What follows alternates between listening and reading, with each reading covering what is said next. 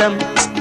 అన్నం నెయ్యి వేడి అన్నం కాచిన నెయ్యి వేడి వేడి అన్నం మీద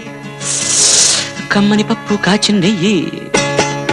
వేడి వేడి అన్నం మీద కమ్మని పప్పు కాచిన నెయ్యి పప్పు తప్పడం కలిపి కొట్టడం భోజనం వన భోజనం తల్లి తోడు పిల్ల మేక తల్లి తోడు పిల్ల మేక ఆలు మగలు అత్త కోడలు బాసు బంటూ ఒకటేనంటూ కలవడం భోజనం వన భోజనం